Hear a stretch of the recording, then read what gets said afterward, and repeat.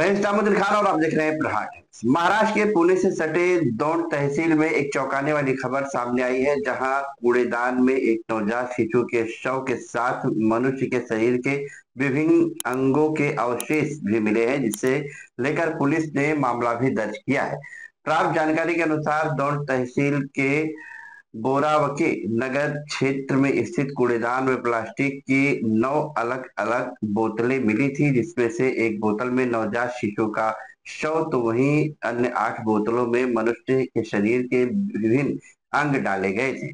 जिन्हें अच्छी तरह से बंद करते हुए किसी ने इसे कूड़ेदान में फेंका था। जब नवजात शिशु के शव के साथ मनुष्य के शरीर के अंग अलग अलग बोतलों से मिलने की जानकारी दौंड इलाके में फैली, तो इस खबर से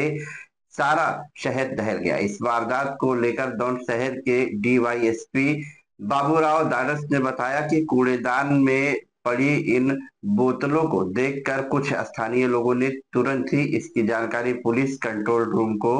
फोन करके बताई। तब पुलिस की टीम घटनास्थल पर दाखिल हो गई और उन्होंने सारी बोतलों को अपने कब्जे में ले लिया है, जिसे लेकर दौंड पुलिस थाने में अज्ञात व्यक्ति के खिलाफ मामला भी दर्ज किया गया है। तो इस वारदात को लेकर पुलिस आगे की छानबीन भी कर रही है। आज सकाळी दौंड शहराजवळील बोरावकी नगर येथील HP पेट्रोल पंपाच्या शेजारी असणाऱ्या एका कचरा टाकण्याच्या जागेवरती काही बरण्या, ज्याच्यामध्ये मृतावस्थेतील एक अर्भक आणि इतर 7 ते 8 बरण्या, ज्याच्यामध्ये काही शरीराचे अवशेष असे त्या ठिकाणी आम्हाला असल्याबद्दल डायल 112 वरती कॉल आल्यामुळे आमचे पोलीस अधिकारी आणि कर्मचारी त्या ठिकाणी रवाना होऊन त्या ठिकाणी सदर घटनेची पाहणी करून तिथला व्यवस्थित पंचनामा करून त्या अनुषंगाने आम्ही दौंड पोलीस स्टेशन येथे उचित